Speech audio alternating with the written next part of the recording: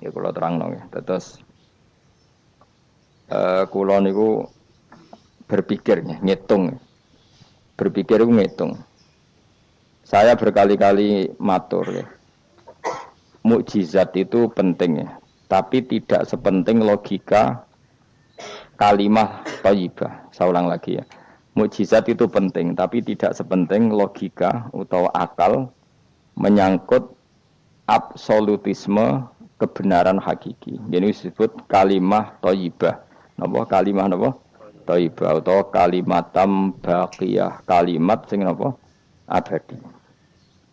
Karena kalau Rasul itu selalu mengandalkan mukjizat, itu resikonya tinggi sekali. Satu, resiko bahwa mukjizat hanya disaksikan oleh orang yang hadir saat itu. Pokoknya rungokno wae, ngomong sesuai paham.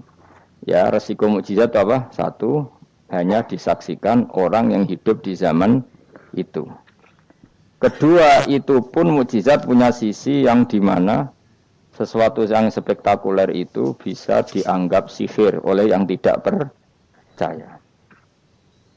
Terus ketiga, setelah zaman itu lama sekali, maka berita itu bisa dikatakan hoax atau bohong atau mana buktinya. Sebab itu Al-Quran itu cerita mukjizatnya Nabi itu tidak banyak. Soal kue muni akeh itu mergo kue nganggur, jadi terus seneng hal-hal yang spektakuler. Jadi ku bawaan wong nganggur, bawaan ora iso mikir, bawaan semi-semi uteke cek kafir. Jadi iman wae butuh mukjizat.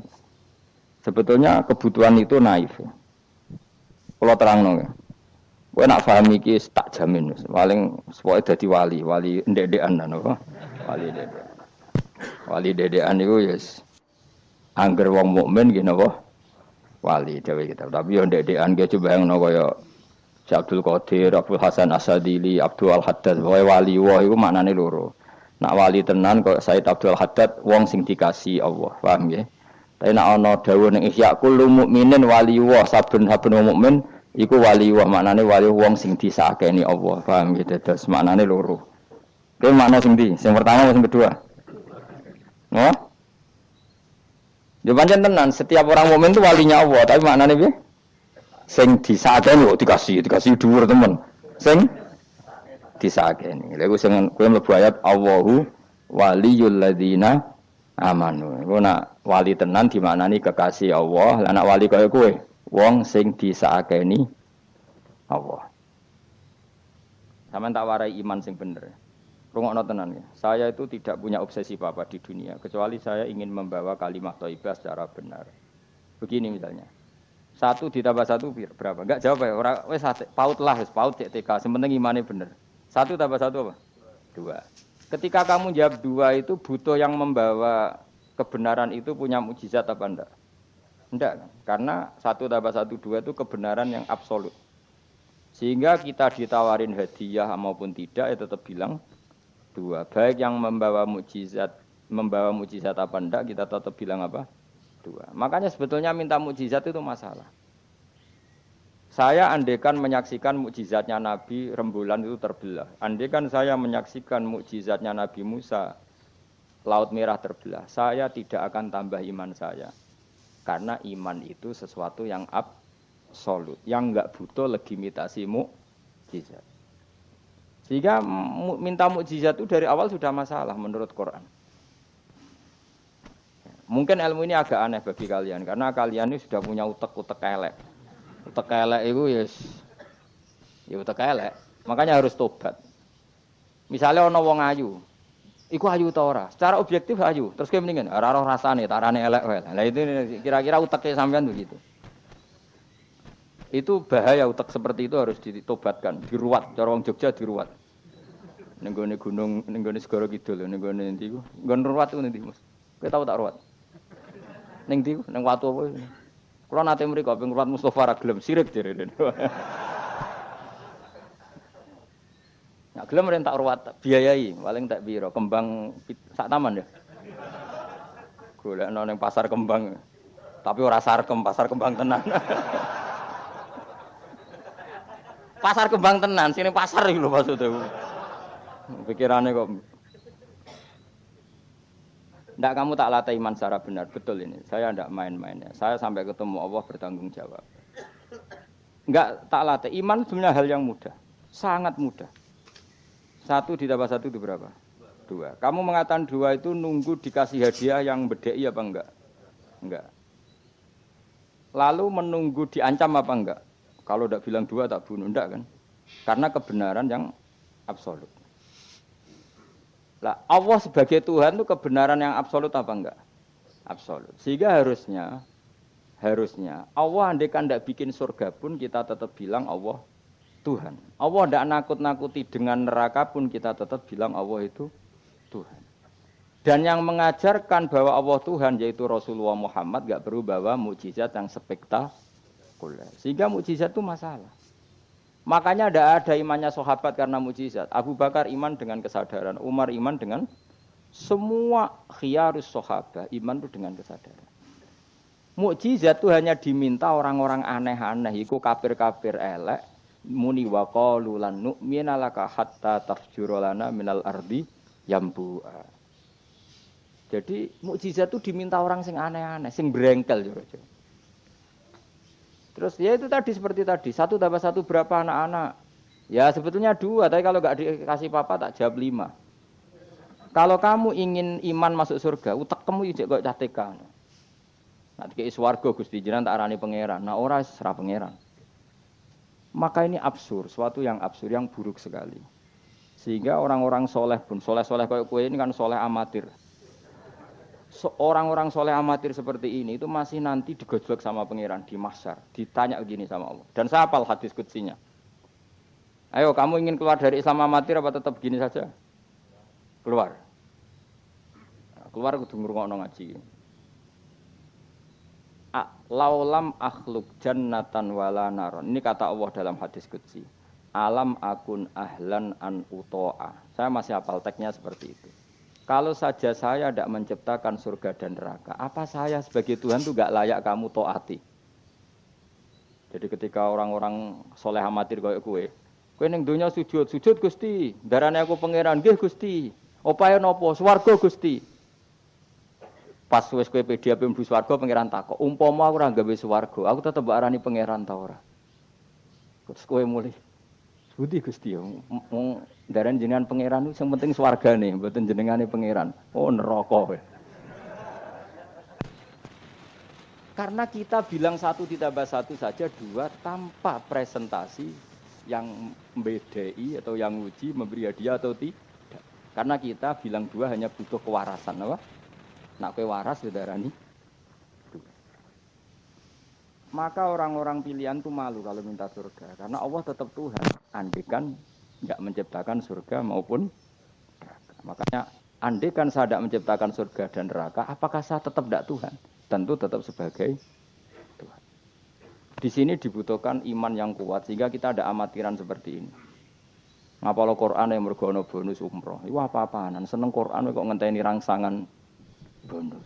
Kuliah gratis. Untuk jalur khusus itu apa-apaan. Kowe gedeng yo keliru, wong Quran saiki berkah kok kowe gedeng. Tapi kayak setuju goblok tak jamin. Kowe milih ndi? Goblok apa hasud? Pilihane loro tok. Nak ra setuju hasud, setuju goblok. Ora terima goblok. Wong seneng Quran kok ngenteni rangsangan hadiah, seneng umroh. Quran itu kalamu kita, kalamu Robbi, ngendikane pangeran. Kok senenge ngenteni bonus ini apa-apa? Kampungan banget. Lalu kalau kamu seneng suatu, coba sekarang kamu mengatakan langit indah, itu kan objektif, ya karena langit indah. Jangan sampai kita HP ini penting enggak? Oh penting untuk komunikasi. Tapi kira awakmu, oh ora penting no. Kacau kan kalau semua hukum digantungkan kepentingan pribadi. Quran itu kalamu selalu indah kapan saja, meskipun kita tidak tahu untungnya apa kita senang Quran. Misalnya enggak tahu untungnya umroh apa enggak penting. Dari awal kita mencintai Quran karena itu kalamu Rabbi, apa? Ini kalamnya Tuhan saya mencintai dia. Saya mencintai Allah, maka yang berbau yang tentang Allah kita cintai. Tanpa presentasi dapat hadiah apa enggak, menghormat apa enggak. Saya sebagai orang alim juga gitu. Saya enggak peduli sampean hormat saya enggak peduli. Goblok kalau saya gitu. Segoblok-gobloknya. Saya orang alim diwajibkan mulang ya mulang. Dan saya mengharap ridhonya Allah. Terus gue ngaji, golek ridhane Allah, golek itu. Selesai kan? Enggak ruwet. Ojo kok kowe ngaji, aku ngaji Gus Ba nak sida alim. Nek alim ra ngaji malah ra ngarep. Malah ra bakal alim. Ngaji saja. Lah iso alim gak penting. Saya ulang lagi ya. Saya pernah matur ini bahkan di depan mas saya sarang. Sebab itu Nabi pernah ngendikan secara ekstrim dan ini ekstrim yang baik. Tapi jangan disalahpahami, saya ulang jangan disalahpahami. Nabi pernah ngendikan gini, mangqala la ilaha illallah dakhalal jannah. Terus ada sahabat tanya, wa in zana wa in saraka yarqal wa in zana wa in saraka. Siapapun yang meyakini la ilaha illallah maka dia suatu saat pasti masuk surga. Meskipun pernah zina, pernah maling. Iya, kata Nabi, meskipun pernah zina dan pernah maling. Karena apa? Kebenaran absolutisme, kebenaran yang absolut itu tidak terkait qailnya yang mengatakan. Saya berkali-kali mencontohkan. Saya ketemu lonte di Indonesia atau di Mesir, siapa saja. Atau bandar narkoba, atau siapa saja. Tak tanya, 1 tambah 1 berapa? Kira-kira lonte jawab berapa? Tidak, jawab saja, biar sampai pinter. 2. Bandar narkoba ditanya jawab berapa? 2. Yang di penjara KPK jawab berapa? 2. Kemudian ada rektor Al-Azhar tak tanya, 1 tambah 1 berapa Pak Rektor? Lonte sudah bilang 2, penjahat sudah bilang 2, para begundal sudah jawab 2. Terus dia karena rektor Al-Azhar, kalau saya 3. Kira-kira ini rektor geblek apa enggak kira-kira? Geblek. Kira-kira, tapi tentu itu tidak mungkin. Tetap dia pun jawab 2.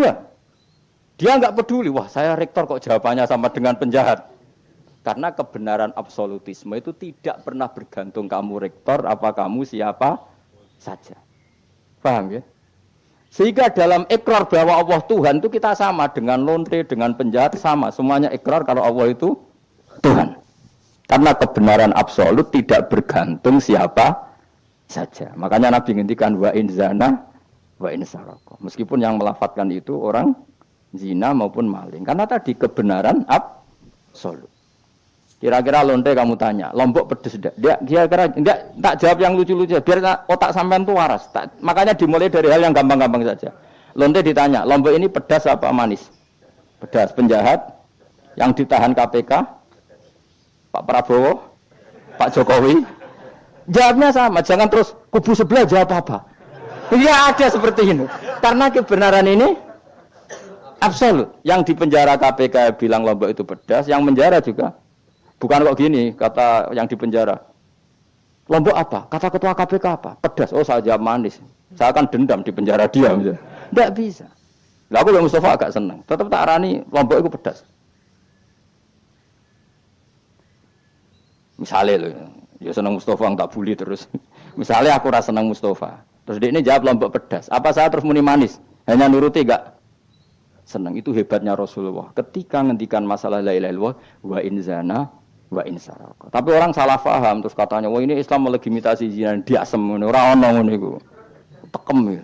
Maksudnya Nabi itu kebenaran absolut, itu enggak ada bedanya antara orang fasik dan orang soleh. Semuanya ikrar. Sekarang 1 ditambah 1, lonte ya bilang 2, pencopet ya bilang 2, Pak Polisi ya bilang 2, kubu sebelah ya bilang 2. Sekarang semua orang Islam, sing fasik ya bilang Allah Tuhan, sing soleh bilang Allah Tuhan, semuanya sama. Maka orang fasik pun dalam Islam enggak boleh kamu keluarkan dari Islam karena sama-sama bersaksi asyhadu alla ilaha illallah wa asyhadu anna muhammadar rasulullah. Mulane ahli sunnah berpendapat, berkeyakinan orang Islam apapun maksiatnya tetap tidak bisa dikeluarkan dari apa? Islam. Soal dosa ya dosa saja. Apa nak kowe terus dosa darani 1 tambah 1 5. Nak lonte muni 1 tambah 1 2 terus orang soleh aku tak bilang 3 biar tidak sama dengan lonte. Tidak bisa seperti itu. Maka harus dilatih terus kebenaran absolut.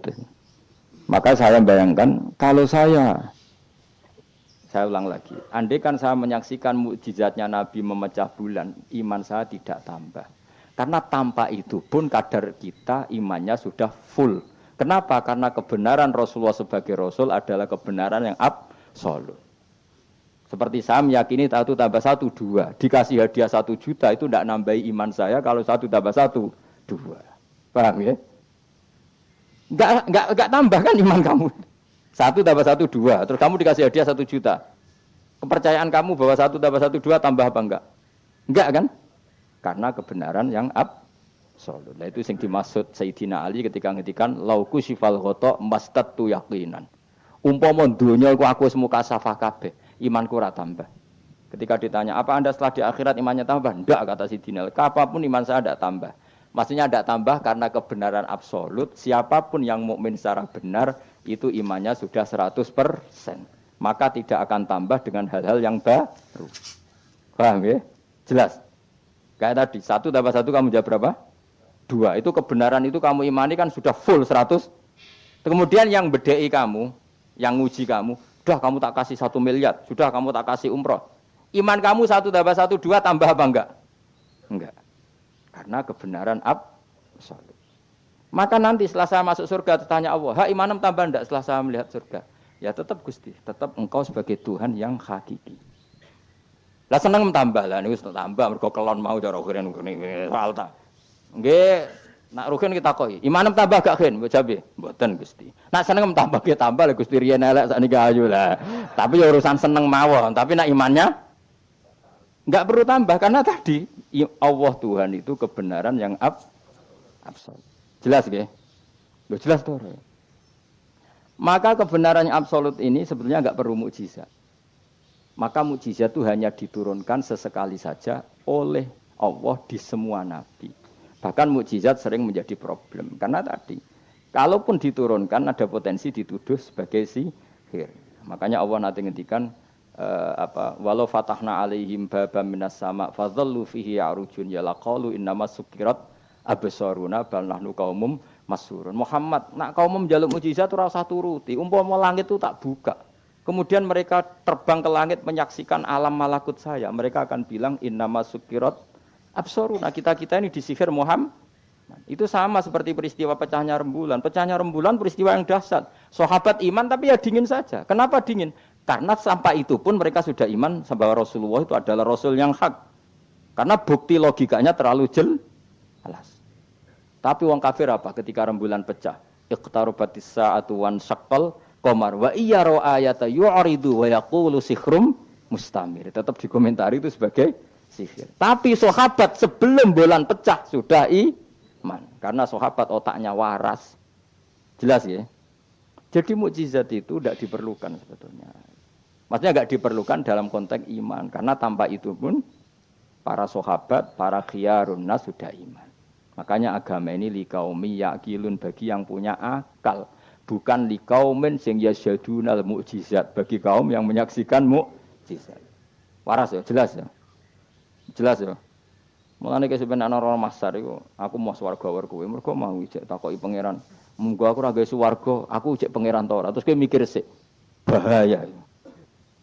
Berarti aku dadi pangeran mbok pikir sik, kecuali kowe tak kei swarga, kan tak takoki pangeran ngono piye. Itu ibarat Pak Guru tak jawab 2 asal kamu kasih hadiah. Ya, nah enggak tak katakan 3, itu utek. Allah tetap sebagai Tuhan meskipun enggak menciptakan surga maupun karena ketuhanan Allah adalah absolut. Makanya Allah sering ngendikan dzalika bi anna Allaha huwal haqqu wa anna ma yad'una min dunihi wal batil wa anna Allaha huwal aliyyul kabir. Allah selalu punya sifat abadi bahwa Dia zat yang hak. Yang lain menolak Allah adalah barang batil. Hak akan selalu hak, enggak butuh pendukung, enggak butuh apa-apa. Karena hak itu berdiri sendiri. Makanya Allah mensifati dirinya Al-Hayyul Qayyum, yang berdiri sendiri. Jelas ya? Lah iman-iman kita ini iman-iman yang amatir. Apa meneh ngaji kiai-kiai sing setengane ya cung yo